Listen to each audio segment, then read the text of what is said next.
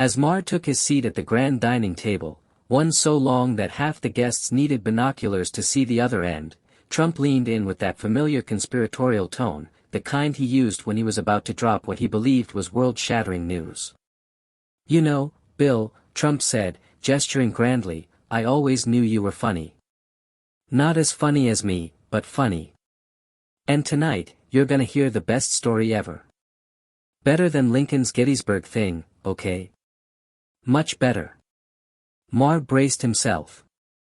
Kid Rock, wearing a fur coat in the middle of Florida for no apparent reason, chuckled and nodded along, as if he already knew where this was going. "So," Trump continued, cutting into a steak that looked like it had been grilled directly by the sun, "I'm having a little chat with Kim Jong-un, great guy, by the way. Very strong. He writes me these beautiful letters, the best letters. You'd be jealous. And I say, Kim, we gotta do something big, something nobody expects. And you know what he says to me?" Maher had no idea where this was going, but neither did anyone else at the table. Kid Rock grinned. "Tell him, man." Trump leaned in. "He says, Donald, I like you. I trust you. Let's put on a concert at the DMZ. We'll get Kid Rock, and we'll do the best show ever. Make history." Maher nearly choked on his wine. Wait. You're telling me Kim Jong-un wanted to throw a Kid Rock concert at the demilitarized zone? Like, as a peace treaty? Trump nodded, completely serious. "Yeah. Tremendous idea. Nobody would expect it. I mean, look, Kid's huge. He's got hits. Bawit Daba. That's a classic." Maher blinked. "You're telling me North Korea was going to use Bawit Daba as an olive branch for global diplomacy?" Kid Rock, now sipping from a whiskey glass so large it could be considered a weapon, slapped the table. "Man, you don't get it. Music is universal. We coulda ended World War, man." Trump nodded as if this was the most obvious thing in the world. "Exactly. I told Kim, you let us do this, and maybe we'll get Kanye, too." At this point, Maher had to stop himself from looking for hidden cameras. Was this a joke? Was he dreaming? Or had reality simply taken a vacation, and no one told him? The plot thickens. But then, things took an even stranger turn.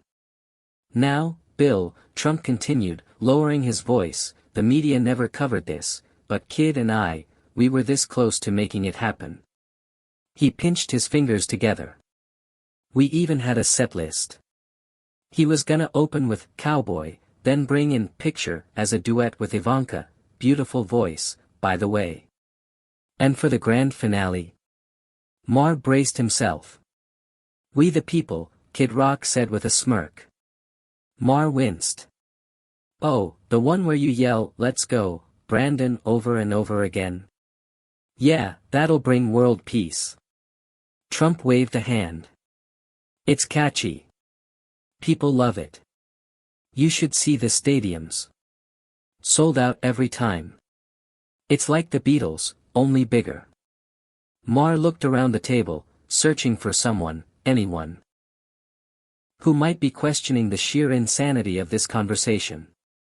But all he saw were nodding heads, raised glasses, and an overwhelming sense that this dinner had somehow spiraled into an alternate universe. Kid Rock leaned in. "Dude, you laugh, but we almost had a peace deal." Trump nodded. "Yep. And then, boom. Deep State ruined it. They don't want success, Bill. They hate success. But I'll tell you this, when I'm back, we're bringing the concert back. Bigger. Better. And it's gonna be at the White House this time." Maher set down his fork. "Let me get this straight. You, Kid Rock, and Kim Jong-un almost solved world peace with a rock concert at the DMZ, but the deep state shut it down." Trump sighed dramatically. "Typical Washington. They don't want people happy." Kid Rock raised his glass. To the future, man. Maybe next time. Maher shook his head. He had been to some strange dinners before, but this was something else. And as he sat back in his chair, listening to Trump and Kid Rock pitch their next grand idea, a reality show about foreign policy set in Vegas, he realized something. America, for all its chaos, would never be boring.